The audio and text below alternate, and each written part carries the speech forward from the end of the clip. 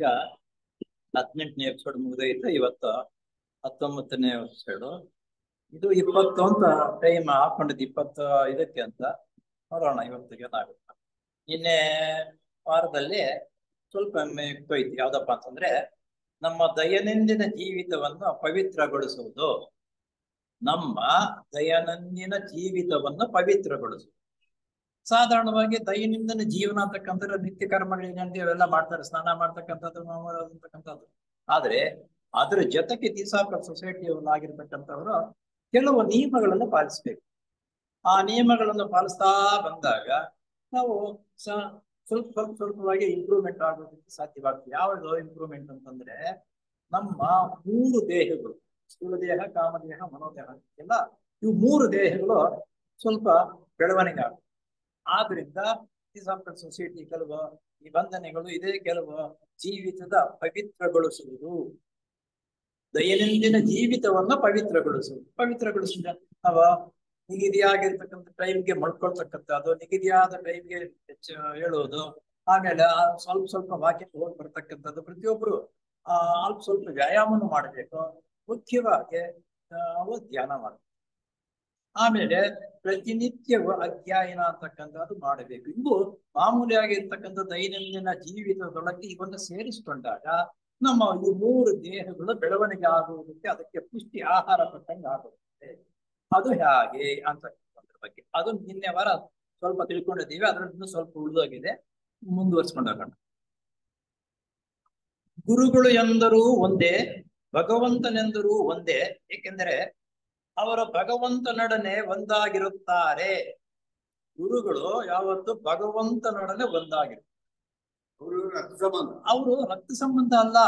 ಆ ಗುರುಗಳ ನಿಯಮ ವ್ಯವಸ್ಥೆ ರೀತಿಯಲ್ಲಿ ಜೀವನವನ್ನು ನಡೆದು ಹತ್ತಿರಕ್ಕೆ ಅವರು ನಮ್ಮ ಹತ್ರಕ್ಕೆ, ನೀವು ನಮ್ಮ ಹತ್ರ ಬರಬೇಕಾದ್ರೆ ಅವ್ರ ಗುಣಗಳನ್ನು ನಾವು ಸಂಪಾದನೆ ಮಾಡಿಕೊಂಡಾಗ ಅವ್ರ ಹತ್ರ, ಅವ್ರ ಗುಣಗಳು ನಮ್ಮ ಹತ್ರ ಇಲ್ಲ. ಆದ್ರಿಂದ ಅವ್ರು ದೂರ ಇರ್ತಾರೆ, ನಾವು ದೂರ ಇರ್ತೀವಿ. ಅವ್ರು ದೇವರ ಅಂಶಕ್ಕೆ ಸಂಬಂಧಪಟ್ಟಿರ್ತಕ್ಕಂಥ ಗುಣಗಳನ್ನು ಬೆಳೆಸ್ಕೊಂಡಿರುವುದರಿಂದ ಹತ್ತಿರ ಇರ್ತಾರೆ. ಏಕೆಂದರೆ ಅವರು ಭಗವಂತನೊಡನೆ ಒಂದಾಗಿ, ವಾಸ್ತವವಾಗಿಯೂ ನಮ್ಮ ಗುರುಗಳೇ ನಮಗೆ ಪರಮಾತ್ಮನಲ್ಲಿರುವ ದೇವಸ್ಥಾನದ ಬಾಗಿಲು ತೆರೆಯುವರು. ದೇವಸ್ಥಾನದ ಬಾಗಿಲು ತೆರೆಯುವರು ನಮ್ಮ ಗುರುಗಳು ಅಂತಂದರೆ, ಮಾಮೂಲಿಯಾಗಿ ನಾವು ದೇವಸ್ಥಾನ ಬಾಗಿಲು ತೆಗಿತಕ್ಕಂಥದ್ದಲ್ಲ ಇದ್ರ ಅರ್ಥ ಬರೋದು.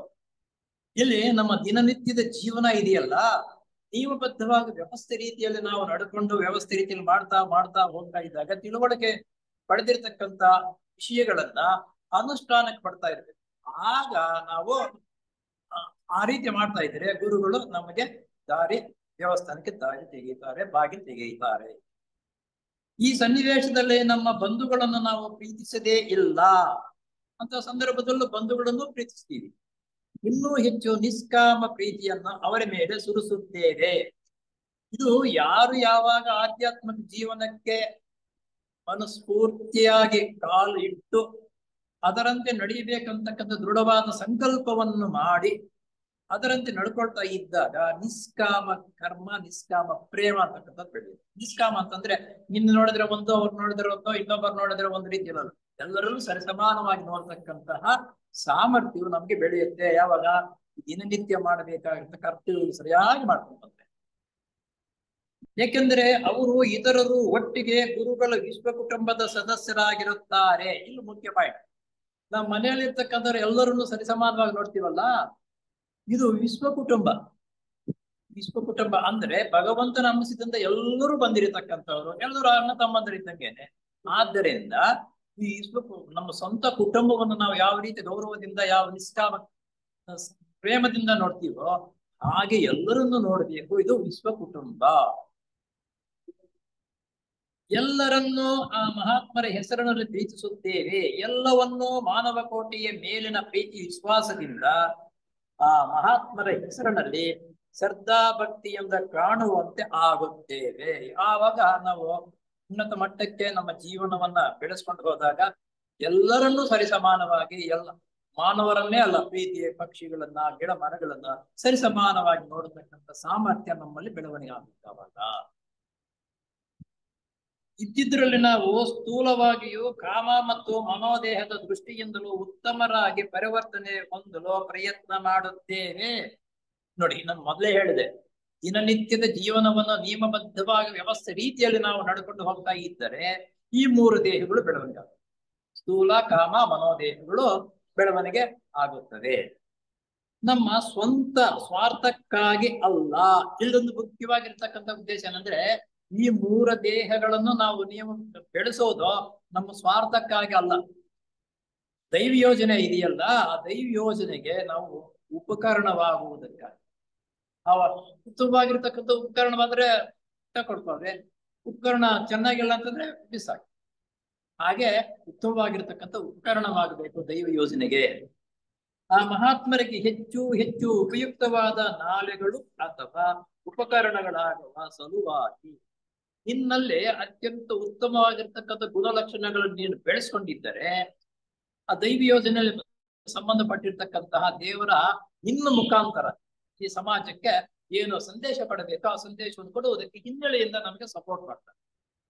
ನನ್ನಲ್ಲಂತ ಗುಣಗಳು ಬೆಳೆಸ್ಕೊಂಡದೇ ಹೋದರೆ ಹಿನ್ನೆಲೆಯಿಂದ ಸಪೋರ್ಟ್ ಬರಲ್ಲ. ಯಾಕಂದ್ರೆ ನೀನು ಮಾಡ್ತಕ್ಕಂಥದ್ದು ಅನ್ಯಾಯದ ಕೆಲಸಗಳು ಅವ್ಯವಸ್ಥೆಯಲ್ಲಿ ಇದ್ದಾಗ ನಿನ್ನ ಬಾಯಿಂದ ಒಳ್ಳೆಯದು ಬಂದರೆ ಅದು ಬೇರೆಯವ್ರ ಮೇಲೆ ಪರಿಣಾಮ ಕೆಟ್ಟದ್ದಾಗುತ್ತೆ. ಆದ್ರಿಂದ ಅವರು ನಿಮಗೆ ಸಪೋರ್ಟ್ ಮಾಡುವುದಿಲ್ಲ. ಆದ್ರಿಂದ ಉತ್ತಮ ಗುಣಗಳನ್ನು ನಾವು ಬೆಳೆಸ್ಬೇಕು.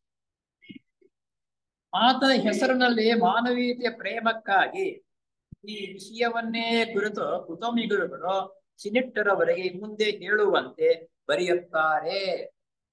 ಸಿನೆಟ್ನವರೆಗೆ ಮಹಾತ್ಮರು ಈ ರೀತಿ ಕಾಗದ ಬರೆಯೋದವರಿಗೆ ನಾವತ್ತೇನು ಹೇಳ್ತಾ ಇದ್ದೀನಿ, ಮಹಾತ್ಮರೇ ಕುಟುಂಬ ಗುರುಗಳು ಮಹಾತ್ಮರೆಲ್ಲರೂ ಆತನಿಗೆ ಕಾಗದ ಬರೀಬೇಕು ಅಂತಂದ್ರೆ ಎಷ್ಟು ಮಟ್ಟಕ್ಕೆ ಹೇಳಿರ್ಬೇಕು ಅಂತ ಅನ್ನೋದು ನಾವು ಊಹೆ ಮಾಡ್ಬೇಕು.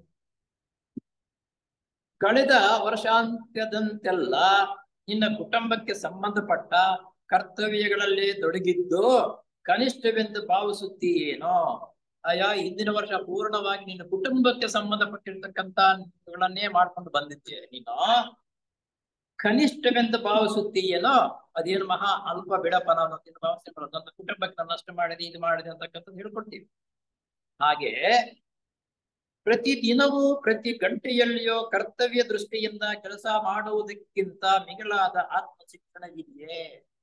ಪ್ರತಿಯೊಂದು ಗಳಿಗೆಯಲ್ಲೂ, ಪ್ರತಿಯೊಂದು ಗಂಟೆಯಲ್ಲೂ, ಪ್ರತಿಯೊಂದು ದಿನವೂ ಆತ್ಮ ವೃತ್ತಿಗಾಗಿ ನೀನು ದುಡಿತಾ ಇದೀಯಾ, ಮಾಡ್ತಾ ಇದೀಯಾ ಅಂತಕ್ಕಂಥದ್ದು ಇದೆಯಾ? ಮಾಡೋದಕ್ಕಿಂತ ಮಿಗಿಲಾದ ಆತ್ಮ ಶಿಕ್ಷಣ ಇದೆಯೇ? ಈ ನಿಯಮಬದ್ಧವಾಗಿ ವ್ಯವಸ್ಥೆ ರೀತಿಯಲ್ಲಿ ನೀವು ಜೀವನ ನಡೆಸಿ ಉತ್ತಮ ಗುಣಗಳನ್ನು ಬೆಳೆಸ್ಕೊಳ್ತಾ ಇದ್ದರೆ ಯಾವುದೋ ಆತ್ಮ ಶಿಕ್ಷಣ ಬೆಳವಣಿಗೆ ಆಗುತ್ತದೆ. ಆತ್ಮ ಶಿಕ್ಷಣ ಬೆಳವಣಿಗೆ ನಮ್ಮಲ್ಲೇ ಆವಾಗ ಆಗುತ್ತದೆ. ಯಾರು ಪ್ರತಿದಿನವೂ ತಮ್ಮ ಕುಟುಂಬಕ್ಕೆ ಸಂಬಂಧಪಟ್ಟ ಪ್ರೀತಿ ತ್ಯಾಗಮಯವಾದ ಕರ್ತವ್ಯಗಳನ್ನು ನಿಷ್ಠೆಯಿಂದ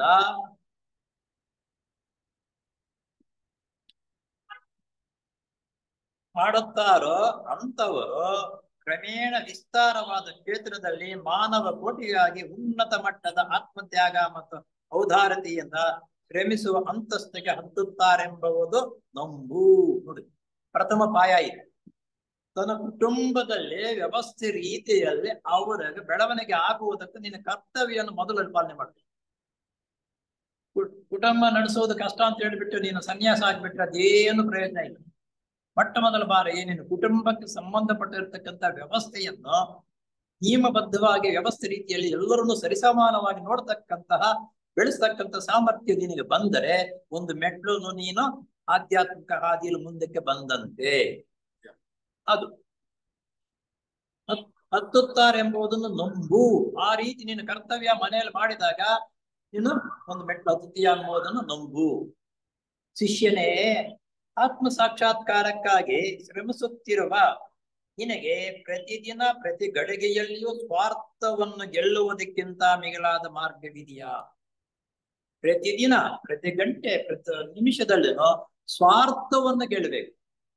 ನಮ್ಮ ಸಮಾಜದಲ್ಲಿ ನಾವೆಲ್ಲರೂ ಸ್ವಾರ್ಥಕ್ಕಾಗಿ ಜೀವನ ನಡೆಸ್ತಾ ಇದ್ದೀವಿ, ಸ್ವಾರ್ಥವನ್ನು ಗೆಲ್ಲುತ್ತಾ ಇಲ್ಲ.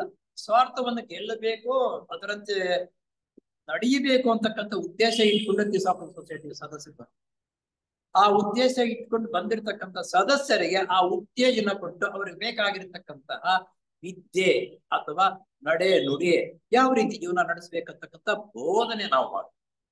ಅವ್ರು ಬಂದ್ರು ನಾವು ಬೋಧನೆ ಮಾಡ್ಲಿಲ್ಲ ಅಂತಂದ್ರೆ ಕಾಟಾಚಾರಕ್ಕೆ ಬರ್ತಾರೆ, ಹೋಗ್ತಾರೆ. ಇದೇ ಆಗ್ತಾ ಇರ್ತಕ್ಕಂಥದ್ದು. ಈ ರೀತಿ ಆಗಬಾರದು. ದಿವ್ಯ ದೃಷ್ಟಿ ಮೊದಲಾದ ಸಿದ್ಧಿಗಳಿಗೆ ಅವಕಾಶವಿಲ್ಲದೆ ಇದ್ದಾಗಿಯೂ ನೀನ್ ಯಾವ ರೀತಿ ನಡ್ಕೊಳ್ತಾ ಇದ್ದರೋ ದಿವ್ಯ ದೃಷ್ಟಿ ಸಿದ್ಧಿಗಳು ಮಾಡ್ತಕ್ಕಂಥದ್ದೇನು ಏಕ್ದಮ್ ಏನ್ ಬರಲ್ಲ, ಅದಕ್ಕೆ ಅವಕಾಶವೂ ಇರುವುದಿಲ್ಲ. ಅನೇಕ ಎಡರು ತೊಡರುಗಳು ಪ್ರಾಪ್ತವಾದಾಗ್ಯೂ ಅವುಗಳನ್ನೆಲ್ಲ ನಮ್ಮ ಜೀವನದಲ್ಲಿ ನಮ್ಮ ವ್ಯವಹಾರದಲ್ಲಿ ನಾವು ನಡೆಸ್ತಾ ಇರುವಾಗ ಅನೇಕ ಎಡರು ತೊಡರುಗಳು ಬಂದೇ ಬರುತ್ತವೆ. ಎಡರು ತೊಡರುಗಳು ಬರದಿರ ನಾವು ಇರುವುದಕ್ಕೆ ಸಾಧ್ಯವೂ ಇಲ್ಲ, ಬಂದೇ ಬರುತ್ತೆ.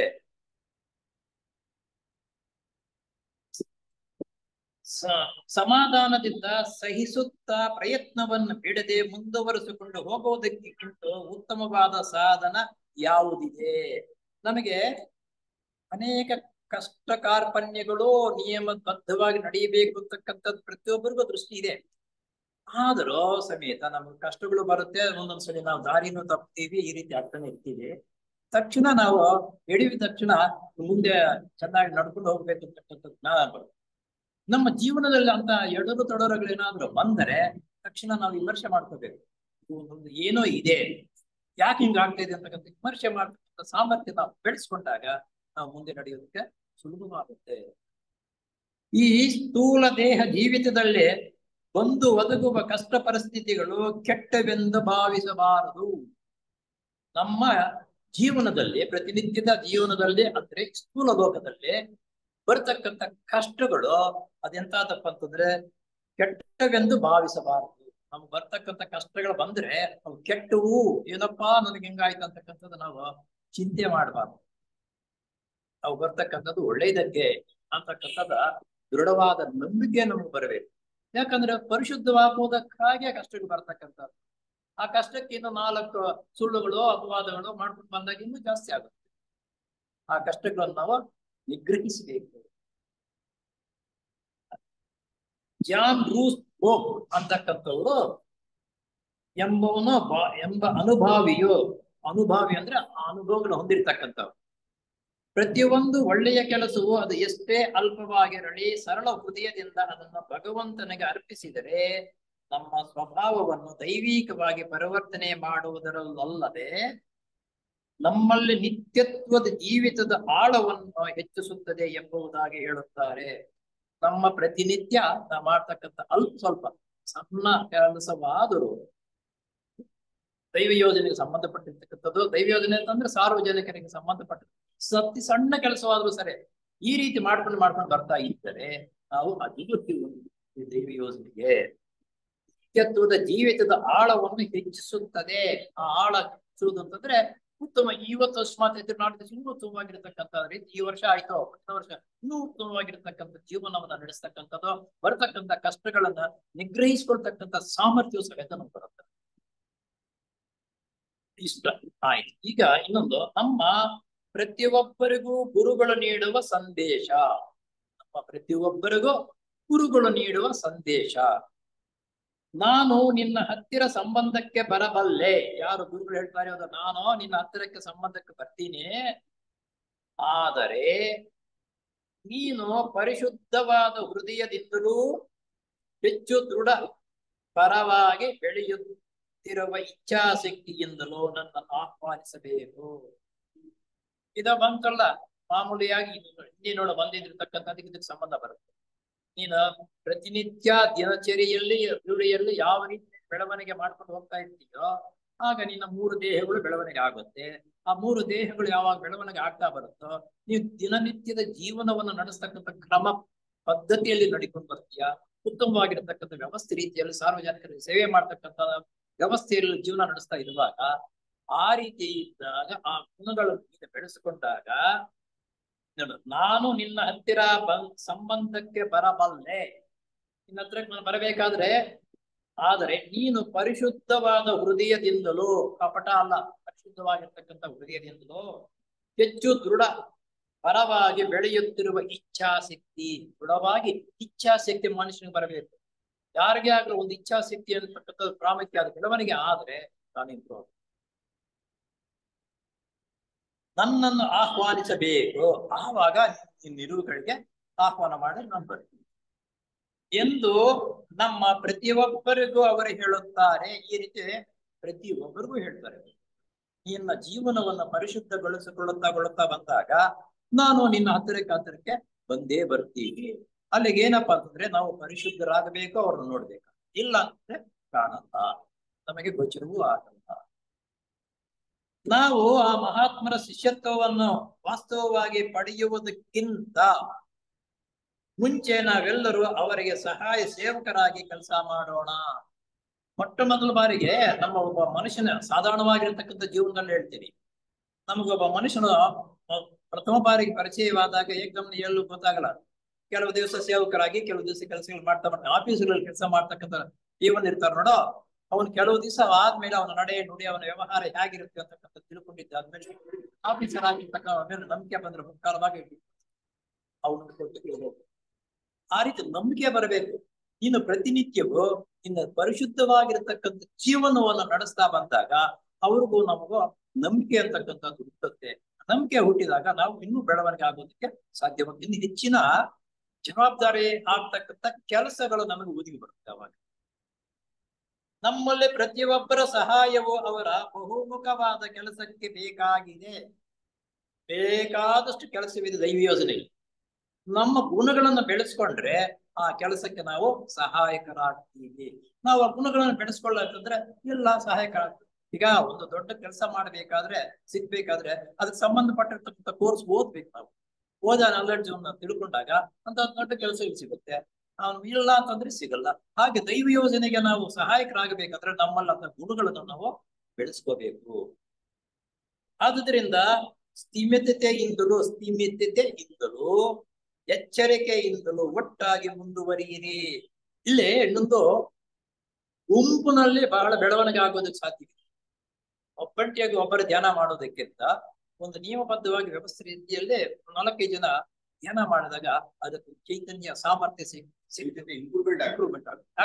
ಅದಕ್ಕೆ ಯಾಕಪ್ಪ ಅಂತಂದ್ರೆ ನಿನ್ನಲ್ಲಿ ಅನೇಕ ಗುಣಗಳು ಪರಿಶುದ್ಧವಾಗಿರ್ತಕ್ಕಂಥ, ಇನ್ನೊಬ್ಬರಲ್ಲಿ ಕೆಲವು ಕಡಿಮೆ ಇರುತ್ತೆ, ಇನ್ನೊಬ್ಬರಲ್ಲಿ ಏನು ಇಲ್ಲದೆ ಇರ್ಬೋದು, ಇನ್ನೊಬ್ಬರಲ್ಲಿ ಸಾಧಾರಣವಾಗಿರ್ತಕ್ಕಂಥ ಗುಣಗಳಿರುತ್ತೆ. ಎಲ್ಲರೂ ಒಟ್ಟುಗೂಡಿಸಿದಾಗ ಅವೆಲ್ಲವೂ ಐಕ್ಯವಾಗುತ್ತೆ. ಆ ಪವರ್, ಆ ಶಕ್ತಿ ಐಕ್ಯವಾದಾಗ ಎಲ್ಲರ ಮೇಲೆ ಸಮಾನವಾಗಿ ಇದ್ದಾಗ ಹೀಗೆ ಕೆಲವು ದಿನಗಳು ಆಗ್ತಾ ಅತ್ಯಂತ ಉತ್ತಮವಾಗಿರ್ತಕ್ಕಂಥ ಸಾಮರ್ಥ್ಯ ಬೆಳೆಸಿಕೊಳ್ಳುವುದಕ್ಕಾಗಿ ಅದು ಸಹಾಯವಾಗುತ್ತದೆ. ಆದುದರಿಂದ ಸ್ಥಿಮಿತತೆಯಿಂದಲೋ ಎಚ್ಚರಿಕೆಯಿಂದಲೋ ಒಟ್ಟಾಗಿ ಮುಂದುವರಿಯಿರಿ. ಅದಕ್ಕೆ ಸೊಸೈಟಿಗಳ ಸ್ಥಾಪನೆ ಮಾಡಿ ಎಲ್ಲ ಜನರನ್ನು ಒಟ್ಟುಗೂಡಿಸಿ ಆ ನಿಯಮಬದ್ಧವಾಗಿರ್ತಕ್ಕಂಥ ವ್ಯವಸ್ಥೆ ರೀತಿಯಲ್ಲಿ ಹೇಳಿಕೊಡುವುದಕ್ಕೂ ಅವಕಾಶವನ್ನು ಮಾಡಿಕೊಟ್ಟೆವು ಎಂದು ಹೇಳುವ ಅವರ ಸಂದೇಶ ನಮ್ಮ ಮನಸ್ಸಿನ ಕಣ್ಣು ಮುಂದೆ ಅಚ್ಚಳಿಯದೆ ಇರುವಂತೆ ಇಟ್ಟುಕೊಂಡು ಅದರ ಬೆಳಕಿನಲ್ಲಿ ಸ್ಫೂರ್ತಿದಾಯಕವಾಗಿ ಬಾಳೋಣ. ಆ ಪರಮಾತ್ಮನ ಇಚ್ಛೆ ಏನಿದೆಯೋ, ದೈವ ಯೋಜನೆ ಏನಿದೆಯೋ, ಆ ದೈವ ಯೋಜನೆ ಮತ್ತು ಪರಮಾತ್ಮನ ಇಚ್ಛೆ ಇದೆಯಲ್ಲ, ಅವು ನಾವು ಕಲ್ಪಿಸಿಕೊಂಡು ನಮ್ಮ ಜೀವನವನ್ನು ನಡೆಸುವುದು ಕಲಿಸ್ಕೊಂಡು ಆ ರೀತಿ ಜೀವನವನ್ನು ನಡೆಸೋಣ. ಸದವಕಾಶಗಳನ್ನು ತಪ್ಪದೆ ನಿಮಗಾಗಿ ಮಾಡಿಕೊಳ್ಳೋಣ. ಸದವಕಾಶಗಳು ನಿಯೋಗ ಮಾಡ್ಕೊಂಡು ಬರ್ಕೊಳ್ಳೋರು. ಒಂದು ಬಾರಿ ಅಂತಹ ಸದವಕಾಶವನ್ನು ಕಳೆದುಕೊಂಡರೆ ಅವೇ ಪುನಃ ಲಭ್ಯವಾಗುವುದಿಲ್ಲ. ಯಾವುದೋ ಒಂದು ಆಪರ್ಚುನಿಟಿ ಬರುತ್ತೆ, ಉದಾಸೀನದಿಂದ ಅದನ್ನು ಬಿಟ್ಬಿಟ್ರೆ ನಂತರ ಬರಲ್ಲ, ಸಿಗಲ್ಲ. ಯಾವಾಗ ಸಿಗುತ್ತೋ ಏನೋ ಅಂತಕ್ಕಂಥ. ಆದ್ರಿಂದ ಬಂದಿರತಕ್ಕಂಥ ಅವಕಾಶವನ್ನು ಸದುಪಯೋಗ ಪಡಿಸಿಕೊಳ್ಳೋಣ. ಹೊಸದಾಗಿ ಅಂತಹವುಗಳನ್ನು ಸಂಪಾದಿಸಬೇಕಾಗುತ್ತದೆ, ಅದು ಸಿಗಲ್ಲಪ್ಪ, ನಂತರ ಬೇರೆ ರೀತಿ ಮನುಷ್ಯ ನೋಡಿ. ನಮ್ಮ ಜೀವನದಲ್ಲೂ ಅಷ್ಟೇ ಹಣಕಾಸು ಸಂಪಾದನೆ ಮಾಡ್ತಕ್ಕಂಥದ್ದು ಒಂದು ಕಾಲ ಲಿಮಿಟ್ ನಲ್ಲೇ ಬರೋದು. ನಮ್ಗೆ ಆ ಲಿಮಿಟ್ ನಲ್ಲಿ ಶೇಖರಣವಾಗ್ತಕ್ಕಂಥದ್ದು ಜೋಪಾನವಾಗಿ ಇಟ್ಕೊಂಡು ವ್ಯವಸ್ಥೆ ರೀತಿಯಲ್ಲಿ ಬಂದಾಗ ಇಂಪ್ರೂವ್ ಆಗ್ತದೆ. ಆ ಸ್ವಲ್ಪ ಎಡತೊರಡಲು ಮಾಡಿ ದುಬಾರಿ ಖರ್ಚಿಗೆ ಮಾಡಿ ವ್ಯವಸ್ಥೆ ರೀತಿಯಲ್ಲಿ ಹೋದಾಗ ಅವ್ರ ಸಂಸಾರಗಳ ಅದು ಪ್ರತಿಯೊಬ್ಬರಿಗೂ ಒಂದು ದಶ ಅಂತಕ್ಕಂಥದ್ದು ಬರುತ್ತೆ, ಕುಸಲನೆ ಬರತಕ್ಕಂಥದ್ದು. ಅದನ್ನ ಗಮನಿಸಿಕೊಂಡು ನಾವು ಜೀವನ ನಡೆಸ್ಬೇಕು. ಅದೇ ರೀತಿಯು ನಮ್ಮ ಜೀವನದಲ್ಲೇ ಉತ್ತಮವಾಗಿರ್ತಕ್ಕಂಥ ಕೆಲಸಗಳನ್ನ ಮಾಡೋದಕ್ಕೆ ಅವಕಾಶ ಒಂದ್ಸಲನೆ ಸಿಗೋದು, ಯಾವಾಗಲೂ ಸಿಗ್ತಾ ಇರುವುದಿಲ್ಲ. ಆ ಅವಕಾಶವನ್ನ ನಾವು ಸದುಪಯೋಗ ಪಡಿಸ್ತೀವಿ. ಸನ್ನಿವೇಶ ಆ ಸನ್ನಿವೇಶದಲ್ಲಿ ನಾವು ಜೋಪಾನ ಮಾಡ್ತೀವಿ ಅಷ್ಟೇ. ಇಷ್ಟೇ ಏನದು ನಮ್ಮ ಪ್ರತಿಯೊಬ್ಬರಿಗೂ ಗುರುಗಳು ನೀಡುವ ಸಂದೇಶ. ನಮ್ಮ ಬೆಳವಣಿಗೆ ಯಾವ ರೀತಿ ಆಗಬೇಕು ಆ ಕಣ್ಣಿಟ್ಟಾಗಿರ್ತಕ್ಕಂಥದ್ದು. ಆ ಒಂದು ಸನ್ನಿವೇಶ ಬರಿಗೆ ಬಂದಾಗ ಅದನ್ನ ಬಿಟ್ಟರೆ ನಂತರ ಅಂತ ಸೃಷ್ಟಿರ್ತಕ್ಕಂಥದ್ದು ಅಪರೂಪ. ಈ ರೀತಿ ನೀವು ಜೀವನವನ್ನು ನಡೆಸುವುದಕ್ಕೆ ಪ್ರಯತ್ನ ಪಡು ಅಂತ ಸಂದೇಶ ಕೊಡ್ತಾರೆ. ಆಮೇಲೆ ದಿನಚರಿ ಜೀವನಕ್ಕೆ ಸಂಬಂಧಪಟ್ಟ ಕೆಲವು ಸಲಹೆಗಳು. ತಿಯಾಸಪಿಯೋ ಸತ್ಯಂ ನಾಸ್ತಿ ಪರೋ ಧರ್ಮ. ನಮ್ಮ ಮುಂದುಗಡೆನೆ ಬೋರ್ಡ್ ಇದೆ, ಸತ್ಯಂ ನಾಸ್ತಿ ಪರೋ ಧರ್ಮ ಅಂತಕ್ಕಂಥದ್ದು ಎಂಬ ಉನ್ನತ ಮಟ್ಟದ ಧ್ಯೇಯವನ್ನ ತನ್ನ ಮುಖ್ಯ ಉದ್ದೇಶವಾಗಿ ಇಟ್ಟುಕೊಂಡಿರುವುದರಿಂದ ಸೊಸೈಟಿ ಈ ಮುಖ್ಯವಾಗಿರ್ತಕ್ಕಂಥ ನಿಯಮವನ್ನು ಉದ್ದೇಶವನ್ನು ಇಟ್ಟುಕೊಂಡಿದೆ. ಯಾವುದು? ಈ ಸತ್ಯಂ ನಾಸ್ತಿ ಪರೋ ಧರ್ಮ ಅಂತಕ್ಕಂಥದ್ದು ಸಂಸ್ಕೃತ ಪದ. ಆ ಬೆಳಕಿನಲ್ಲಿ ಹೊರಗಿನ ಮತ, ಜಾತಿ, ಕುಲ, ವರ್ಣ, ಜನಾಂಗಗಳಿಗೆ ಸಂಬಂಧಪಟ್ಟ ಭೇದಗಳ ಮಧ್ಯೆ ಎಲ್ಲವನ್ನು ಒಂದುಗೂಡಿಸುವ ಸತ್ಯದ ಆಧಾರದ ಮೇಲೆ ನಿಂತಿರುವ ಮುಖ್ಯ ತತ್ವಗಳು. ಎಲ್ಲಾ ಮತಗಳು, ಇಷ್ಟು ಮತಗಳು ಹೇಳಿದ್ರು, ಎಲ್ಲಾ ಮತಗಳಲ್ಲಿ ಇರ್ತಕ್ಕಂಥದ್ದು ಸತ್ಯವನ್ನ ಆಧಾರ ಇಟ್ಟುಕೊಂಡು ಜೀವಿಸ್ಬೇಕು. ಎಲ್ಲಾ ಮತಗಳು ಯಾವ ಮತಗಳಿದ್ದು? ಮತ, ಜಾತಿ, ಕುಲ, ವರ್ಣ, ಜನಾಂಗಗಳಿಗೆ ಸಂಬಂಧಪಟ್ಟ ಭೇದಗಳ ಮಧ್ಯೆ ಎಲ್ಲವನ್ನು ಒಂದುಗೂಡಿಸುವ ಸತ್ಯದ ಆಧಾರದ ಮೇಲೆ ನಿಂತಿರುವ ಮುಖ್ಯ ತತ್ವಗಳು ಎಂದು ಕಾಣುತ್ತವೆ. ವಿಡಿಯ ಮನಸ್ಸಿನಲ್ಲಿ ಒಂದ್ ರೀತಿ ಇಲ್ಲ, ಮನಸ್ಸಿನಲ್ಲಿ ಒಂದ್ ರೀತಿ ಇಲ್ಲ, ಎಲ್ಲರಲ್ಲೂ ಅಂತಕ್ಕಂಥದ್ದು ಒಂದೇ. ಜಾತಿಯನ್ನೇ ಕುಲ ಅಂತಕ್ಕಂಥ ಇದರಲ್ಲಿ ಯಾವುದೂ ಇಲ್ಲ ಎದ್ದು ಕಾಣು. ಅನೇಕ ತತ್ವಗಳ ಮಧ್ಯೆ ಏಕತ್ವವು ಕಂಗೊಳಿಸುತ್ತದೆ. ವಿವಿಧ ರೀತಿ ಭಾರತ ದೇಶದ ಜನ ವಿವಿಧ ರೀತಿಯಲ್ಲಿದ್ದಾರೆ. ಎಲ್ಲರಲ್ಲೂ ಇರ್ತಕ್ಕಂಥ ಪ್ರೇಮ, ದೇಶ ಪ್ರೇಮ. ಆದುದರಿಂದ ಥಿಯಾಸಫಿ ಸಮಾಜಕ್ಕೆ ಸೇರಿರುವ ನಾವೆಲ್ಲರೂ ಪರಸ್ಪರ ಸಹನೆ, ಔದಾರ್ಯತೆ, ನಮ್ಮಲ್ಲಿರುವ ಕುಂದು ಕೊರತೆಗಳನ್ನು ಪರಸ್ಪರ ಮನ್ನಿಸುವ ಗುಣ. ಕುಂದು ಕೊರತೆಗಳು ಬಂದೇ ಬರುತ್ತೆ, ಅವನ್ನ ಮನ್ನಿಸ್ಬೇಕು. ಆ ಗುಣವನ್ನು ನಾವು ಬೆಳೆಸ್ಕೋಬೇಕು. ಪರಸ್ಪರ ಸಹಾಯ ಮಾಡತಕ್ಕ ಮನೋಭಾವನೆ ಮತ್ತು ಸಹಕಾರ ಮನೋಭಾವನೆ, ಇವುಗಳ ಮೂಲಕ ಸತ್ಯಾನ್ವೇಷಣೆಯನ್ನು ಮುಂದುವರಿಸಬೇಕು. ನೀನು ಆ ರೀತಿ ಹೊಂದಾಣಿಕೆ ಮಾಡಿಕೊಂಡು ಜೀವನವನ್ನು ನಡೆಸ್ತಕ್ಕಂಥದ್ದು ಬರಲಿಲ್ಲ ಅಂದ್ರೆ ಸತ್ಯಾನ್ವೇಷಣೆ ಗ್ರಹಿಸುವುದಕ್ಕೆ ಸಾಧ್ಯ. ನೋಡು, ಒಂದಕ್ಕೊಂದು ರೀತಿ ಸಂಬಂಧಗಳಿರುತ್ತೆ ಅಂತ. ಇಂತಹ ಉನ್ನತ ಮಟ್ಟದ ನೈತಿಕ ನಿಯಮವನ್ನು ಬಿಡದೆ ಅನುಷ್ಠಾನ ಮಾಡಬೇಕೆಂಬುದು ನಮ್ಮ ತತ್ವ ನಿರೀಕ್ಷಣೆ ಮಾಡುತ್ತದೆ. ನಮ್ಮ ತತ್ವ, ಡಿಸಾಪಿಲ್ ಸೊಸೈಟಿ ತತ್ವ ಈ ರೀತಿ ನಿರೀಕ್ಷೆ ಅಂದ್ರೆ ಇದು ಬರ್ತಾನೆ, ಆಗ್ತಾನೆ, ಮುಂದೆ ಬೆಳವಣಿಗೆ ಆಗ್ತಾನೆ ಅಂತಕ್ಕಂಥ ನಿರೀಕ್ಷೆಯಲ್ಲೇ ಇದೆ. ಥಿಯಾಸಫಿ ಪ್ರಚಾರಕ್ಕಾಗಿ ಭಾಷಣಗಳನ್ನು ಮಾಡಿದರೆ ಸಾಲದು. ಪ್ರತಿಯೊಂದು ಕಡೆನೂ ಇದೇ ಬಂದಿರೋದು. ಭಾಷಣಗಳು ಮಾಡಿಬಿಟ್ರೆ ಮುಗಿದೋಯ್ತಪ್ಪ, ನಿಮ್ ಭಾಷಣ ಚೆನ್ನಾಗಿದ್ರೆ ಅವ್ರಿಗೂ ಖುಷಿ, ನೀನ್ ಚೆನ್ನಾಗಿದೆ ಅಂತ ಹೇಳ್ತಾನೆ ಅಷ್ಟೇ ಹೊತ್ತ ಅದ್ರ ಸಾರ ಏನಿದೆ ಏನು ಗೊತ್ತಿಲ್ಲ. ಅವ್ರಿಗೆ ಖುಷಿಯೋ ಖುಷಿ, ನಾನು ಚೆನ್ನಾಗಿ ಭಾಷಣ ಮಾಡಿ. ಆ ರೀತಿ ಭಾಷಣ ಮಾಡಿದ್ರೆ ಸಾಲದು. ಬೋಧಿಸುವ ವಿಷಯಗಳು ತಮ್ಮ ದಿನಚರಿ ಜೀವಿತದಲ್ಲಿ ಹಾಸು ಹೊಕ್ಕಿನಂತೆ ಕಾರ್ಯರೂಪಕ್ಕೆ ಇಳಿದಿರಬೇಕು. ಮೊಟ್ಟ ಮೊದಲನೇ ಬಾರಿಗೆ ಭಾಷಣ ಮಾಡ್ತಕ್ಕಂಥವರು ದಿನಚರಿ ಜೀವಿತದಲ್ಲಿ ಆ ಅನುಷ್ಠಾನದಲ್ಲಿ ಸ್ವಲ್ಪವಾದ್ರೂ ಇರಬೇಕು. ನಂತರ ಮಾಡ್ತಾ ಮಾಡ್ತಾ ಬರ್ತಕ್ಕಂಥ ಜನರು ಅಲ್ಪ ಸ್ವಲ್ಪ ಬೆಳವಣಿಗೆ ಆಗಲೇ ಆಗುತ್ತದೆ. ಪ್ರತಿಯೊಬ್ಬ ಥಿಯಾಸಫಿ ಉಪಾಸಕನು ತನ್ನ ಕೈಲಾದಷ್ಟು ಒಳ್ಳೆಯದನ್ನು ಮಾಡುತ್ತಾ ಬರಲಿ.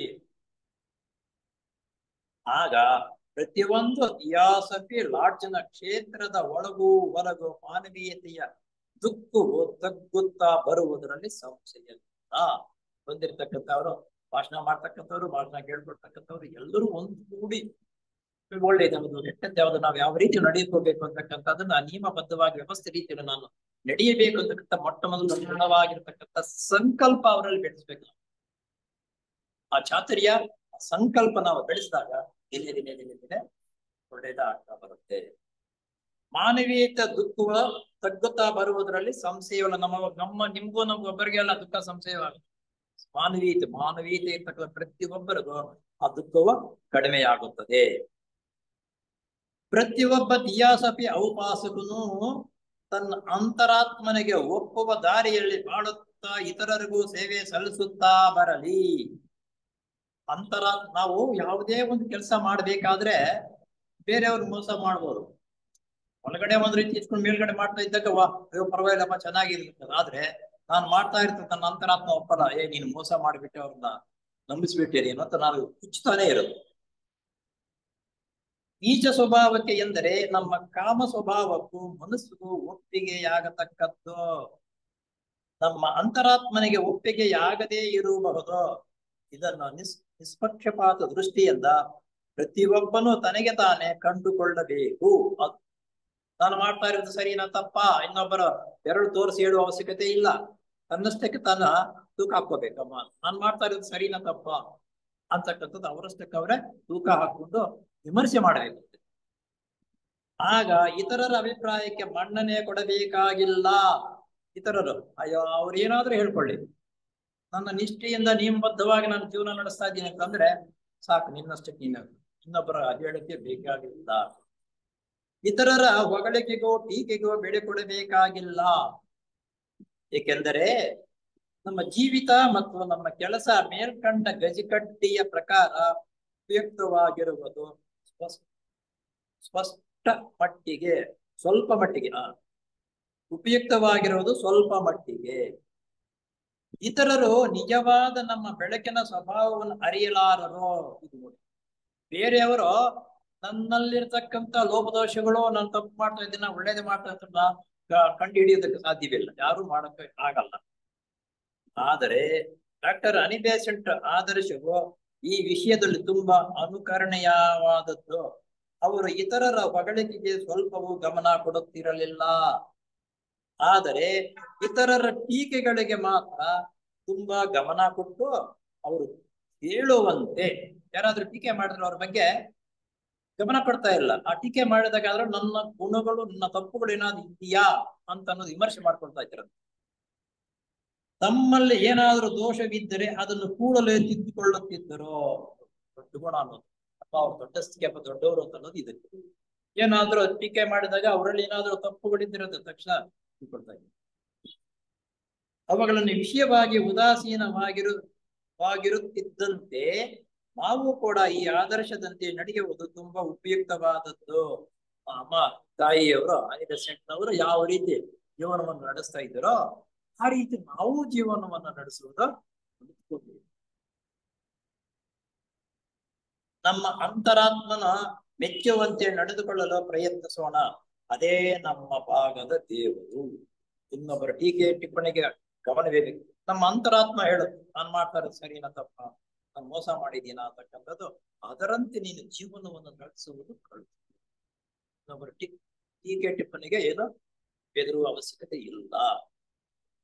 ನಮ್ಮ ಸದುದ್ದೇಶಗಳನ್ನೆಲ್ಲ ಜಾರಿಗೆ ತರೋಣ.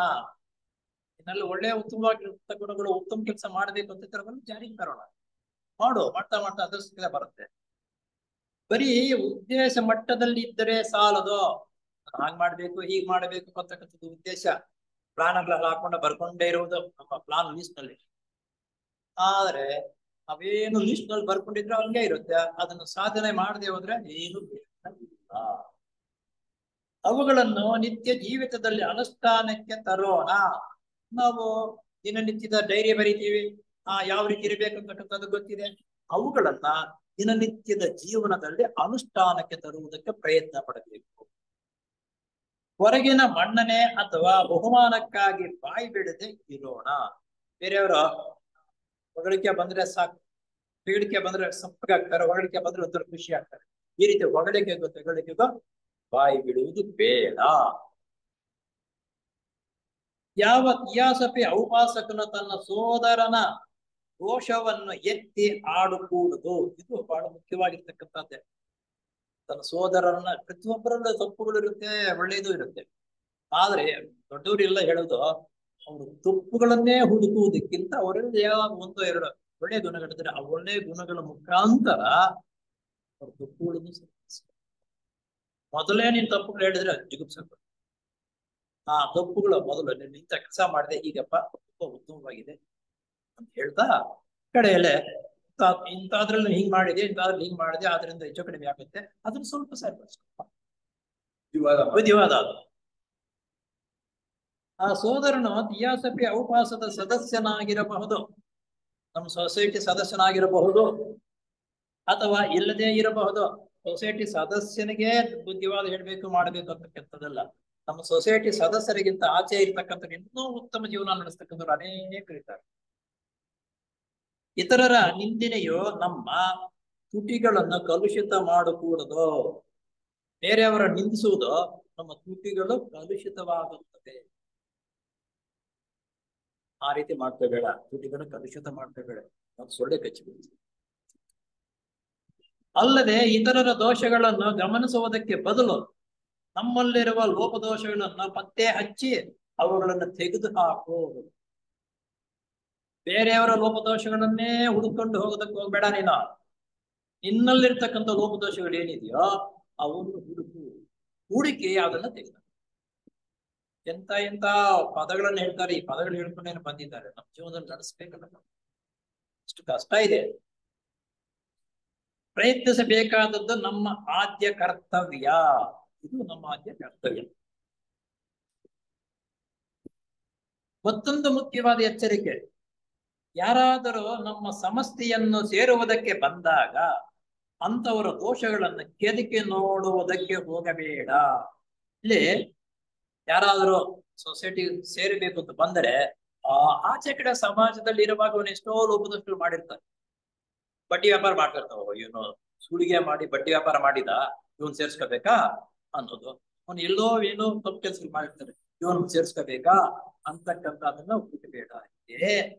ಅವನ ದೋಷಗಳನ್ನ ಕರ್ಮದ ಕಟ್ಟಳೆಗೆ ಬಿಟ್ಟು ಬಿಡೋ. ಕರ್ಮ ಕಟ್ಟಳೆ ಅನ್ನೋದಿದೆ, ಅದು ದಂಡಿಸುತ್ತೆ, ಅದ್ರ ಕೆಲಸ ಮಾಡುತ್ತೆ. ನಿನ್ನ ಹತ್ರಕ್ಕೆ ಬರೋದು ಯಾಕೆ? ಇಟ್ಕೊಳ್ಳೋದು. ಅದು ಅವುಗಳನ್ನು ನಿಷ್ಪಕ್ಷಪಾತ ದೃಷ್ಟಿಯಿಂದ ನೋಡಿ ತಕ್ಕ ಫಲವನ್ನು ಕೊಡುತ್ತದೆ. ಕರ್ಮ ಸಿದ್ಧಾಂತ ಅವನು ಮಾಡಿರ್ತಕ್ಕಂಥ ಕರ್ಮ ಏನಿದೆಯೋ ಅದು ನಿಷ್ಪಕ್ಷಪಾತವಾಗಿ ಅದನ್ನ ಅವರಿಗೆ ಆ ಶಿಕ್ಷೆ ಕೊಡುತ್ತೆ. ಅದು ಗ್ಯಾರಂಟಿ. ನಾವೆಂತ ಕೋರೆ ಹಾಕೋಬೇಕು, ಅದನ್ನ ಬಿಡುವುದನ್ನ.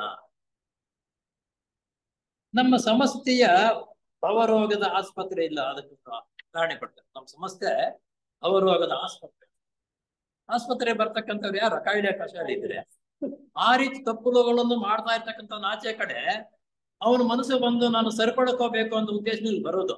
ಇಲ್ಲಿ ಆಸ್ಪತ್ರೆ ಇರ್ತಕ್ಕಂಥ ಡಾಕ್ಟರ್ ಅದಕ್ಕೆ ಔಷಧಿ ಕೊಡಬೇಕು, ತಿದ್ದಬೇಕು. ಅದಿದ್ವೇ ನಿನ್ ಜ್ವರ ಬಂದಿದ್ದು, ರೋಗ ಬಂದಿದ್ದು, ಹೋಗೋ ನೀನು ಅಂತಂದ್ಬಿಟ್ರೆ ಅವನೇನ್ ಆಗ್ತಾನೆ? ಡಾಕ್ಟರ್ ಆಗ್ತಾನ. ಈಗ ಹಾಗೆ ಇದಕ್ಕೆ ಪ್ರವೇಶ ಮಾಡೋರು ಭವರೋಗಗಳು ಮಾತ್ರ. ರೋಗವಿಲ್ಲದಿದ್ದ ಪಕ್ಷದಲ್ಲಿ ಯಾರೂ ಆಸ್ಪತ್ರೆಗೆ ಬಂದು ಚಿಕಿತ್ಸೆಯನ್ನು ಕೊಡುವುದಿಲ್ಲ. ರೋಗ ಇಲ್ಲದೆ ಹೋದ್ರೆ ಆಸ್ಪತ್ರೆಗೆ ಬಂದ್ರೆ ಯಾರು ಚಿಕಿತ್ಸೆ ಕೊಡಲ್ಲ. ಆ ರೀತಿ ಜೀವನದಲ್ಲಿ ಲೋಪದೋಷಗಳು ಅನೇಕ ಮಾಡಿರ್ತೀವಿ. ಅದನ್ನು ಸರಿಪಡಿಸಿಕೊಳ್ಳುವುದಕ್ಕಾಗಿ ನಮ್ಮ ಥಿಯಾಸಫಿ ಸೊಸೈಟಿಗೆ ಸದಸ್ಯನಾಗಿ ಬರ್ತಕ್ಕಂಥದ್ದು. ಅಲ್ಲದೆ ನಮ್ಮ ಸಮಸ್ಯೆಯ ಧ್ಯೇಯವನ್ನು ಒಪ್ಪಿಕೊಂಡು ಸಹಾನುಭೂತಿ ತೋರಿಸುವವನ ಸಾಂಗತ್ಯದಿಂದ ಎಷ್ಟೋ ಪ್ರಯೋಜನವಾಗುವುದರಲ್ಲಿ ಸಂಶಯವಿಲ್ಲ. ಮೊಟ್ಟ ಮೊದಲ ಬಾರಿಗೆ ಸೊಸೈಟಿಗೆ ಬರ್ತಕ್ಕಂಥವ್ರು ಇದರಲ್ಲಿ ಮುಖ್ಯವಾಗಿ ಸೋದರ ಭಾವವನ್ನು ನೀವು ಒಪ್ಪಲೇಬೇಕು. ಪ್ರಥಮವಾಗಿ ಅದು ಒಪ್ಪುವುದಕ್ಕೆ ಸಮ್ಮತಿ ಇದ್ದರೆ ಮಿಕ್ಕಿದ್ದನ್ನು ನಾವು ನಿಧಾನವಾಗಿ ಸರಿಪಡಿಸ್ತೀವಿ. ಅದು ಇಲ್ಲ ಅಂತಂದ್ರೆ ಅವನ್ನ ಸೇರಿಸ್ಕೊಳ್ಳಿ. ನಮ್ಮ ಪ್ರತಿಯೊಬ್ಬ ಸದಸ್ಯನ ಜಯಾಪಜಯಗಳು ದೂರಗಳ ವೀಕ್ಷಣೆಗೆ ಸಂಬಂಧಪಟ್ಟವುವ. ನೀನು ಪೂರ್ವಕವಾಗಿ ಎಷ್ಟರ ಮಟ್ಟಿಗೆ ಶ್ರದ್ಧಾಭಕ್ತಿಯಿಂದ ಸಮಸ್ತೆಯ ಧ್ಯೇಯವನ್ನು ಒಪ್ಪಿಕೊಟ್ಟು ಅದರಂತೆ ಆಚರಣೆ ಮಾಡುತ್ತೀಯೋ ಅಷ್ಟರ ಮಟ್ಟಿಗೆ ನಿನಗೂ ಗುರುಗಳಿಗೂ ಇರುವ ಮಧ್ಯದ ಅಂತರವು ಕಡಿಮೆಯಾಗುತ್ತಾ ಬರುತ್ತದೆ. ಹೆಂಗ್ ಚೆನ್ನಾಗಿದೆ ಅಂತಕ್ಕಂಥದ್ದು ಇದಲ್ಲ. ಇನ್ನ ದಿನನಿತ್ಯದ ಜೀವನದ ವ್ಯವಸ್ಥೆಯನ್ನ ಉತ್ತಮ ರೀತಿಯಲ್ಲಿ ಆಗ್ತಾ ಇದ್ದರೆ ಅವ್ರಿಗೂ ನಮ್ಗೂ ಸಂಪರ್ಕ ಆಗ್ತಿರ್ಬೋದು. ನಿನ್ನ ದಿನನಿತ್ಯದ ಜೀವನವು ಸರಿ ಇಲ್ಲದಾದ್ರೆ ಅಷ್ಟೇ ದೂರ. ಆದ್ರಿಂದ ಅವ್ರ ಸಂಪರ್ಕ ಹತ್ತಿರವಾಗಬೇಕಾದ್ರೆ ಈ ರೀತಿ ನಾವು ಜೀವನವನ್ನು ನಡೆಸ್ತೀವಿ. ಇದು ಇಷ್ಟ ಆಗಿದೆ. 20 ಎಪಿಸೋಡ್ಗಳಲ್ಲಿ ಮಾಡ್ಬೇಕು ಅಂದ್ಕೊಂಡು 19 ಮುಗ್ದೋಯ್ತು. ಇನ್ನು ಇದರಲ್ಲಿ ಆಗಿನ ಕಾಲ ಬರೆದಾಗ ನಮ್ಮ ತೀಸಾಪುರ ಸೊಸೈಟಿ ಸ್ಥಾಪನೆ ಮಾಡಿ 50 ವರ್ಷಗಳಾಗಿವೆ. 50 ವರ್ಷಗಳಾದಾಗ 50 ವರ್ಷದಲ್ಲಿ ಕುಂದುಕೊರತೆಗಳು ಏನ್ ಬಂತು, ಯಾವ ರೀತಿ ಯಾರಾಗಿದ್ರು, ಹೇಗೆ ಸರಿಪಡಿಸ್ಬೇಕು, ಅದೇನ್ ಆಗುತ್ತೆ, ಮುಂದೆ ಏನಾಗುತ್ತೆ, ಭವಿಷ್ಯದ ಅದನ್ನ ಒಂದೆರಡು ಇದರಲ್ಲಿ ಹೇಳೋಣ. ಇವತ್ತು ಇದನ್ನ ಈ ಪೂರ್ಣವಾಗಿ ಆಗಿರತಕ್ಕಂಥದ್ದನ್ನ ಇನ್ನೊಂದ್ಸಲ ನಾವು ಪ್ರತಿ ವಿಮರ್ಶೆ ಮಾಡ್ತೀವಿ. ಈಗ ನಾವು ಮುಖ್ಯವಾಗಿ ಈ ಸಾಫ್ಟ್ವೇರ್ ಸೊಸೈಟಿ ಅಂತಕ್ಕಂಥದ್ದು ಅವ್ರು ಹೇಳಿದ್ರ ಭವರೋಗ ಅವುಗಳನ್ನ ನಿರ್ಮೂಲನೆ ಮಾಡುವುದಕ್ಕಾಗಿರ್ತಕ್ಕಂಥ ಒಂದು ಆಸ್ಪತ್ರೆ. ಆ ರೀತಿ ಕಾಯಿಲೆ ಕಸಿಯಲ್ಲಿ ಇರ್ತಕ್ಕಂಥವನ್ನ ಆಸ್ಪತ್ರೆಗೆ ಬರ್ತಕ್ಕಂಥದ್ದು ಏನು ಇಲ್ಲದೆ ಇರ್ತಕ್ಕಂಥ ಬರಂಗಿಲ್ಲ. ಆದ್ರೆ ಇಲ್ಲಿ ಸೊಸೈಟಿಗೆ ಬರಬೇಕು ಅಂತಕ್ಕಂಥದ್ದನ್ನು ಸಮಾಜದಲ್ಲಿ ಲೋಪದೋಷಗಳು ತಪ್ಪು ಒಪ್ಪುಗಳನ್ನು ಮಾಡ್ತಾ ಇದ್ದಾರೆ. ಒಂದಲ್ಲ ಒಂದ್ ದಿವಸ ಅಯ್ಯೋ ಯಾವ್ದೋ ಒಂದು ಸಮಸ್ಯೆ ಇದೆಪ್ಪ ಅಲ್ಲಿ ಹೋದ್ರೆ ನೆಮ್ಮದಿ ಬರುತ್ತೆ ಅಂತ ಹೇಳ್ಬಿಟ್ಟು ಬಂದ್ರೆ ಇಲ್ಲಿ ವ್ಯವಹಾರಗಳೇ ಕೆಟ್ಟೋಗಿ ಹೆಚ್ಚು ಕಡಿಮೆ ಇದ್ದಾಗ ಅವನೇನ್ ಅನ್ಸುತ್ತೆ, ಅಯ್ಯೋ ತೀಸಾಫ್ಟರ್ ಸೊಸೈಟಿ ಅಂದ್ಕೊಂಡು ನಾನು ಅಲ್ಲಿ ಬಂದ್ರೆ ಅದು ತಿಯಾಸಪಿ ಬಿಟ್ಟು ಉಳಿದಿದ್ದೆಲ್ಲೂ ಅಲ್ಲಿ ಸಿಗುತ್ತೆಪ್ಪ ಅಂತ ಮನಸ್ಸಿಗೆ ಜಿಗುಪ್ಸೆ ಆಗೋಗ್ಬಿಟ್ರೆ ಪೂರ್ಣವಾಗಿ ಕೆಟ್ಟದ್ದು. ಏನು ಪೂರ್ಣವಾಗಿ ಕೆಟ್ಟದ್ದು. ಹಾಲು ಕಾಯಿಸಿ ಒಂದು ಸ್ವಲ್ಪ ಎಪ್ಪ ಹಾಕಿದ್ರೆ ಏನಾಗುತ್ತೆ, ಮೊಸರಾಗುತ್ತೆ ಅಥವಾ ಕೆಟ್ಟೋಗ್ಲು ಕೆಟ್ಟೋಗುತ್ತೆ. ಹುಳಿ ಹಾಕಿದ್ರೆ ಏನಾಗುತ್ತೆ, ಒಡ್ದೋಗುತ್ತೆ. ಎಪ್ಪ ಹಾಕಿದ್ರೆ ಮೊಸರಾಗುತ್ತೆ, ಒಂಥರ ಏನೋ ಅದಾಗತ್ತೆ. ಸ್ವಲ್ಪ ಹುಳಿ ಹಾಕ್ಬಿಟ್ರೆ ಹಾಗೆ ಹೊಸಬ್ರು ಬಂದಾಗ ತೀಸಾಪಿಸ್ಟ್ ಸೊಸೈಟಿ ಅಂದ್ಕೊಂಡು ನಾನು ಬಂದೇನಪ್ಪ, ಅಲ್ಲೇ ತೀಯಾಸಪಿ ತತ್ವವನ್ನು ಬಿಟ್ಟು ಉಳಿದಿದ್ದು ಎಲ್ಲವೂ ಇದೆ ಅನ್ನೋ ಪ್ರಚಾರ ಆಗ್ಬಿಟ್ರೆ ಅದು ಸೊಸೈಟಿಗೂ ಸ್ಥಾಪನೆ ಮಾಡಿರ್ತಕ್ಕಂಥದ್ದು ನಾವು ದ್ರೋಹ ಮಾಡದಂಗ. ಆದ್ರಿಂದ ಬಹಳ ಹುಷಾರಾಗಿ ನಾವು ಸೊಸೈಟಿ ನಿಯಮಗಳನ್ನು, ವ್ಯವಸ್ಥೆಯನ್ನು, ಮಾತನಾಡ್ತಕ್ಕಂಥ ವ್ಯವಸ್ಥೆ ರೀತಿಯ ನಿಯಮಗಳನ್ನ ಮಾಡ್ತಕ್ಕಂಥದ್ದು ಉತ್ತಮ ರೀತಿಯಲ್ಲಿ ಯಾವ ರೀತಿ ಬರಬೇಕಂತಕ್ಕಂಥ ಯೋಚನೆ ಮಾಡಬೇಕಂತ ಬರುತ್ತೆ ಅಂತಕ್ಕಂಥ ಮುಖ್ಯವಾಗಿರ್ತಕ್ಕಂಥ ತೀಸಾಫ್ಟರ್ ಸೊಸೈಟಿಯಲ್ಲೇ ಒಂದು ವ್ಯವಸ್ಥೆ ಇರಬೇಕು. ನಾವು ಪಾಠಶಾಲೆಗಳಲ್ಲಿ ಸಮೇತ ಒಂದು ವ್ಯವಸ್ಥೆ, ಒಂದು ವರ್ಷಕ್ಕೆ ಸಂಬಂಧಪಟ್ಟಿರ್ತಕ್ಕಂಥ ವ್ಯವಸ್ಥೆ ರೀತಿಯಲ್ಲಿ ಯಾವ್ಯಾವ್ದು ಏನೇನಿದೆಯಾ, ಯಾವ ಸಬ್ಜೆಕ್ಟ್ ಯಾವ ಮೇಲ್ಗೆ ಯಾವ ರೀತಿ ಹೇಳಬೇಕು ಮಾಡ್ಬೇಕು ಅಂತಕ್ಕಂಥ ಒಂದು ವ್ಯವಸ್ಥೆ ಇರುತ್ತೆ. ಹಾಗೆ ತೀಸಾಫ್ಟರ್ ಸೊಸೈಟಿಗೂ ಸಮೇತ ಒಂದು ವ್ಯವಸ್ಥೆ ಇದೆ. ಅದೇನಪ್ಪಾ ಅಂತಂದ್ರೆ 5 years of ಥಿಯಾಸಫಿ ಅಂತಕ್ಕಂಥ ಒಂದು ಪುಸ್ತಕ ಇದೆ. ಅದರಲ್ಲಿ ನಿಯಮಬದ್ಧವಾಗಿ ವ್ಯವಸ್ಥೆ ರೀತಿ ಯಾವ ರೀತಿ ಬರ್ಬೇಕು ಅಂತಕ್ಕಂಥದ್ದು ಇದೆ. ರಾಜಪ್ಪನವರ ಕಾಲದಲ್ಲಿ ಇತ್ತು, ಹೇಳ್ತಾ ಇದ್ರು. ಆದ್ರೆ ಅದು ಅನುಷ್ಠಾನಕ್ಕೆ ಬರಲಿಲ್ಲ. ಎಲ್ಲೋ ಸ್ವಲ್ಪ ಮಗು ಮಾಡಿದ್ರು, ನಂತರ ಅನುಷ್ಠಾನಕ್ಕೆ ಬರಲಿಲ್ಲ. ಯಾಕಂದ್ರೆ ಅಲ್ಲೇ ಮಾಮೂಲಿಯಾಗಿ ಮೆಂಬರ್ ಮಾಡ್ಕೋಬೇಕಾದ್ರೆ ಅವನ ರೂಪದೋಷಗಳು ಏನಿರುತ್ತೆ ಅವನ್ನ ಎಂತ ರೀತಿಯಲ್ಲಿ ಅವ್ರಿಗೆ ಹೇಳ್ಬೇಕು, ಯಾವ ಪುಸ್ತಕವಾದ ಮೇಲೆ ಯಾವ ಪುಸ್ತಕವನ್ನು ಓದೋದಕ್ಕೆ ಕೊಡಬೇಕು, ಪುಸ್ತಕಗಳನ್ನು ಓದಬೇಕಾದ್ರೆ ಅಲ್ಲಿ ಯಾವ ರೀತಿ ನಾವು ಉತ್ತೇಜನ ಪಡಬೇಕು ಅಂತಕ್ಕಂಥದ್ದು ಅವರ ಅತ್ಯಂತ ಉತ್ತಮವಾಗಿರತಕ್ಕಂಥ ಒಂದಕ್ಕೊಂದು ಸಂಬಂಧ ಕಲ್ಪಿಸ್ತಕ್ಕಂಥ ಅದರಲ್ಲಿ ಆ ಸಿಲೆಬಸ್ ನಲ್ಲಿ ಇದೆಯಾ. ಅಂತಹ ಸಿಲೆಬಸ್ ಅನ್ನ ಅವ್ರು ಕಷ್ಟಪಟ್ಟು ಮಾಡಿರ್ತಕ್ಕಂಥ ಸಿಲೆಬಸ್ ಅದನ್ನು ತೆಗೆದುಕೊಂಡು ಅದರಲ್ಲಿ ಇರ್ತಕ್ಕಂಥ ನಿಯಮ ವ್ಯವಸ್ಥೆ ರೀತಿಯಲ್ಲಿ ನಾವು ಜೋಡಣೆ ಮಾಡಿ ಬೇರೆಯವರಿಗೆ ಅದನ್ನ ಹಂಚಿ ಆ ರೀತಿಯಲ್ಲಿ ನಾವು ಆ ಪ್ರವಚನಗಳನ್ನು ಮಾಡಿಸ್ತಕ್ಕಂಥದ್ದು, ಆ ಪುಸ್ತಕಗಳು ಖಂಡಿತವಾಗ್ಲೂ ಲೈಬ್ರರಿ ಇರ್ತಕ್ಕಂಥದ್ದು ಬರ್ತಕ್ಕಂಥವರಿಗೆ ಗುಂಪು ಮಾಡಿ ಕಂಪಲ್ಸರಿ ಕೊಡ್ಬೇಕು. ಈ ವಾರ ಅದೇ ಕೆಲಸ ಮಾಡ್ಬೇಕು. ಇಂತ ಸಣ್ಣ ಪುಸ್ತಕಗಳು ಕೊಟ್ಟು ಈ ಪುಸ್ತಕ ಓದ್ಕೊಂಡು ಬನ್ನಿ, ಇದನ್ನು ಓದಿ, ಮುಂದಿನ ವಾರ ಬಂದಾಗ ಎಷ್ಟು ಓದಿದ್ದೀರಾ ಎಷ್ಟು ಇಲ್ವಾ ಗುಂಪು ಮಾಡಿ ಗುಂಪುಗಳು ಮಾಡಿಕೊಂಡು ಪುಸ್ತಕವನ್ನು ಕೊಟ್ಟು ನೋಡಿ. ನಮ್ಮ ಪಕ್ಕ ಶಂಕರನಾರಾಯಣ ಕಾಲದಲ್ಲಿ ಗುಂಪು ಮಾಡಿದ್ರು 5 ದಿನ ಗುಂಪುಗಳು ಮಾಡಿ ಒಂದು ಸಬ್ಜೆಕ್ಟ್ ಒಂದು ವಿಷಯವನ್ನು ಕೊಟ್ಟು ಒಂದು ವಾರವಾದ್ಮೇಲೆ ಅವರೆಲ್ಲರೂ ಒಂದ್ ಕಡೆ ಸೇರಿ ಚರ್ಚೆ ಮಾಡಿ ವಿಷಯ ಏನ್ ಮಾಡ್ಬಿಟ್ಟು ಲೀಡರ್ ಆಗಿರ್ತಕ್ಕಂಥ ಒಪ್ಸು ರೀತಿ ಮಾಡಿ ಮೊದಲು ಹಾಕೊಂಡು ಬಂದ್ರು ಸ್ಟೆಪ್ಗಳು ದಿನೇ ಎಲ್ಲ ಹಾಗೆ ಬೇರೆಯವ್ರು ಬಿಡಿ. ನಮ್ಮ ಸಂಬಂಧಪಟ್ಟಿರ್ತಕ್ಕಂಥ ನಮ್ಮ ವಿಷಯವನ್ನು ನಾವು ವ್ಯವಸ್ಥೆ ರೀತಿಯಲ್ಲಿ ನಿಯಮಬದ್ಧ ವ್ಯವಸ್ಥೆಯಲ್ಲಿ ಏನ್ ಮಾಡ್ಕೋಬೇಕಂತಕ್ಕಂಥದ್ದು ದೃಢವಾದ ಸಂಕಲ್ಪ ಮನಸ್ಸು ಮಾಡಿ ಅದಕ್ಕೆ ಒಂದು ಟೈಮ್ ಟೇಬಲ್ ತಯಾರು ಮಾಡ್ತೀವಿ. ಈಗ ನಾವು ಪ್ರತಿನಿತ್ಯನೂ ಇಷ್ಟೊತ್ತಿಗೆ ಬರ್ಬೇಕಪ್ಪ ಇಷ್ಟು ಮಾಡೋಣ ಅಂದ್ಕೊಂಡಿವಿ, ಬರ್ತಾ ಇದ್ದೀವಿ. ಒಂದು ಕೆಲವು 6 ತಿಂಗಳು 1 ವರ್ಷ ಬಂದು ಬಿಟ್ಟ ಮೇಲೆ ಆ ಟೈಮ್ ಬರ್ಲಿಲ್ಲ ಅಂತಂದ್ರೆ ಒಂಥರ ಏನೋ ನೋವಾಗುತ್ತೆ. ಬರ್ಲೇಬೇಕಪ್ಪ ಹೋಗ್ಬೇಕು ಅಂತಕ್ಕಂಥ ಎಡರು ಮಾಡ್ಕೊಂಡ್ರು, ಒಂದ್ ದಿವಸ ಬರೋದು ಒಂದ್ ದಿವಸ ಬಿಡೋದು, ಬರಲ್ಲ ಹೋಗ್ಲಿಲ್ಲ ಅಂತಂದ್ರೆ ಅದನ್ನು ಏನಾಗತ್ತಂದ್ರೆ ನಮ್ಮ ಬಾಡಿ ಇದು ಎಂತದಂದ್ರೆ ಕೆಟ್ಟದ್ದು ಎಲ್ಲಿ ಸಿಗುತ್ತೋ ಅಲ್ಲಿಗೆ ಓಡ್ಬೇಕು ಅಂತಕ್ಕಂಥದ್ದು ಮನಸ್ಸು ಬರುತ್ತೆ. ಒಳ್ಳೆಯದ ಕಡೆ ಹೋಗ್ಬೇಕು ಅಂದ್ರೆ ಏನೋ ಒಂದು ಹಿಂದೆ ಇಟ್ಟು. ಆದ್ರಿಂದ ಒಳ್ಳೆ ರೀತಿಯಲ್ಲಿ ನಾವು ಬೆಳೆಯಬೇಕು ಬರಬೇಕು ಅಂತಂದ್ರೆ ಈ ರೀತಿ ನಾವು ಜೀವನವನ್ನು ಎಷ್ಟು ನಿಯಮಬದ್ಧವಾಗಿ ಸೊಸೈಟಿ ವ್ಯವಸ್ಥೆ ಕಾರ್ಯಕಲಾಪಗಳನ್ನು ನಿರ್ವಹಿಸಿಕೊಂಡು ಬಂದಾಗ ನಾವು ಅಭಿವೃದ್ಧಿ ಆಗ್ತೀವಿ, ಸುತ್ತಮುತ್ತಲು ಇರ್ತಕ್ಕಂಥ ಜನರನ್ನು ನಾವು ಅಭಿವೃದ್ಧಿ ಪಡಿಸಬಹುದು ಅಂತಕ್ಕಂಥದ್ದನ್ನು ಹೇಳ್ತಾ ಈ ಎಪಿಸೋಡ್ ನಲ್ಲಿ ಇದಕ್ಕೆ ಸಂಬಂಧಪಟ್ಟಿರ್ತಕ್ಕಂಥದ್ದು ಎಲ್ಲವನ್ನ ಈಗ ಜೊತೆಗೆ ಮುಕ್ತಾಯವಾಯಿತು. ದಿನಚರಿ ಜೀವನಕ್ಕೆ ಸಂಬಂಧಪಟ್ಟ ಕೆಲವು ಸಲಹೆಗಳು ಅಂತ ಹೇಳಿದ್ರಲ್ಲ, ತಾವೇ ಈ ಸಲಹೆಗಳು. ಏನು? ಇಯಾಸಪೆಯು ಸತ್ಯಂ ನಾಸ್ತಿ ಪರೋಧರ್ಮ. ಈ ವಾಕ್ಯವನ್ನು ಬಹಳ ನಾವು ಧ್ಯಾನ ಮಾಡ್ಬೇಕು. ಧ್ಯಾನ ಮಾಡಿದಾಗ ಅದರ ಒಂದೊಂದು ಲೋಕವು ಒಂದೊಂದು ಉತ್ತಮವಾಗಿರತಕ್ಕಂಥ ಅಂಶವು ನಮಗೆ ಗೋಚರವಾದ ಕಠಿಣ ಧ್ಯಾನ ಮಾಡ್ತಕ್ಕಂಥ ಒಂದು ಅದರ ಮೇಲೆ ಅದು ಮಾಡಬೇಕು. ಉನ್ನತ ಮಟ್ಟದ ಧ್ಯೇಯವನ್ನು ತನ್ನ ಮುಖ್ಯ ಉದ್ದೇಶವಾಗಿ ಇಟ್ಟುಕೊಂಡಿರುವುದರಿಂದ, ಆ ಮುಖ್ಯವಾಗಿರತಕ್ಕಂಥ ನಿಯಮ ಉದ್ದೇಶ ನಾವು ನಿಕಟ ಸಂಬಂಧವನ್ನು ಇಟ್ಟುಕೊಂಡಿರುವುದರಿಂದ ಆ ಬೆಳಕಿನಲ್ಲಿ ಹೊರಗಿನ ಮತ, ಜಾತಿ, ಕುಲ, ವರ್ಣ, ಜನಾಂಗಗಳಿಗೆ ಸಂಬಂಧಪಟ್ಟ ಭೇದಗಳ ಮಧ್ಯೆ ಎಲ್ಲರನ್ನು ಒಂದುಗೂಡಿಸುವ ಸತ್ಯದ ಆಧಾರದ ಮೇಲೆ ನಿಂತಿರುವ ಮುಖ್ಯ ತತ್ವಗಳು ಎದ್ದು ಕಾಣುತ್ತಿವೆ. ಈ ರೀತಿ ನಮಗೆ ಏನಂತಂದ್ರೆ ಬಹಳ ಮುಖ್ಯವಾಗಿರ್ತಕ್ಕಂಥದ್ದು ಮತ. ಈ ಮತಗಳು ಒಬ್ಬರಿಗೊಬ್ಬರು ಹೊಡೆದಾಟದಿಂದಲೇ ದೇಶವು ಹಾಳಾಗ್ತಾ ಇದೆ. ಒಂದು ಮತವನ್ನು ನೋಡಿದ್ರೆ ಇನ್ನೊಬ್ಬರ ಮತದವ್ರಿಗೆ ಆಗಲ್ಲ, ನಮ್ಮ ಮತವೇ ಶ್ರೇಷ್ಠ, ನಮ್ಮ ಇದೇ ಶ್ರೇಷ್ಠ ಅಂತಕ್ಕಂಥ ಎಲ್ಲಾ ಮತಗಳು ಸ್ಥಾಪನೆ ಮಾಡತಕ್ಕಂಥದ್ದು ಒಬ್ಬರೇ. ಆ ಕಾಲಕ್ಕೆ ತಕ್ಕಂತೆ ಆ ಮತವನ್ನು ಸ್ಥಾಪನೆ ಮಾಡಿ ಆ ನ್ಯೂನತೆಗಳನ್ನು ಸರಿಪಡಿಸುತ್ತಾರೆ. ಆ ಮೂರ್ಖರಾಗಿ ನಾವು ನಮ್ಮದೇ ದೊಡ್ಡದು, ನಾವು ಮಾಡಿಸ್ಕೊಂಡು ಹೊಡೆದಾಟದಲ್ಲಿ ಆದ್ರಿಂದ ಎಲ್ಲಾ ಮತಗಳು ಒಂದೇ. ಜಾತಿ ಅಂತಕ್ಕಂಥದ್ದು ಇಲ್ಲವೇ ಇಲ್ಲ. ಆದ್ರೆ ಜಾತಿ, ಜನಾಂಗ ಅಂತಕ್ಕಂಥದ್ದು ನಾವೇ ಸೇರಿಸ್ಕೊಂಡು ನಮ್ಮ ಜಾತಿಯವರು ನಮ್ಮವರು ಅಂತಂದ್ರೆ ಒಂಥರ, ಬೇರೆ ಜಾತಿ ಅಂದ್ರೆ ಇನ್ನೊಂಥರ ನೋಡ್ತಕ್ಕಂಥದ್ದು.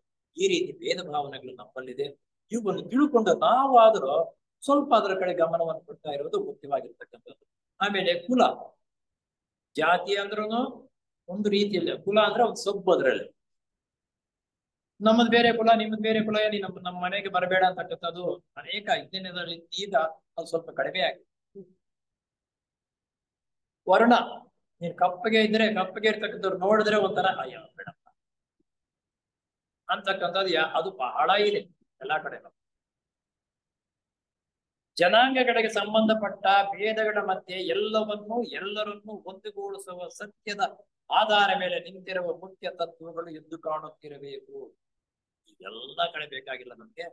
ಸತ್ಯ, ಅದೊಂದು ಅಸತ್ಯ ಅಂತಕ್ಕಂಥದ್ರ ಮೇಲೆ ನಾವು ಜೀವನವನ್ನು ನಡೆಸ್ತಾ ಇದ್ರೆ ಏನು ಮಾಡ್ಬೇಕಾಗಿಲ್ಲ ನಮ್ಗೆ. ಸತ್ಯದ ಮೇಲೆ ಜೀವನ ನಡೆಸೋದು ಬಹಳ ಕಷ್ಟ. ಬೆಂಕಿ ಮೇಲಾದ್ರೂ ನಡ್ಕೊಂಡು ಹೋಗ್ಬಹುದಿಲ್ಲ ಒಂದು ವೇಳೆ, ಅಷ್ಟು ಇಷ್ಟ. ಆ ಸತ್ಯದ ಮೇಲೆ ಜೀವನ ನಡೆಸೋದು ಬಹಳ ಕಷ್ಟ, ಬಹಳ ಕಷ್ಟ. ಆ ರೀತಿ ಆಗುತ್ತೆ, ಎದ್ದು ಕಾಣುತ್ತದೆ. ಅನೇಕತ್ವದ ಮಧ್ಯೆ ಏಕತ್ವವು ಕಂಗೊಳಿಸುತ್ತದೆ. ಅನೇಕತ್ವದ ಮಧ್ಯೆ ಏಕತ್ವ ಕಂಗೊಳಿಸುತ್ತದೆ. ಈ ಪದಗಳನ್ನು ಹೇಳ್ತಾರೋ ರಾಜಪ್ಪನವರು, ಪುಸ್ತಕದಲ್ಲಿ ಇಲ್ಲ.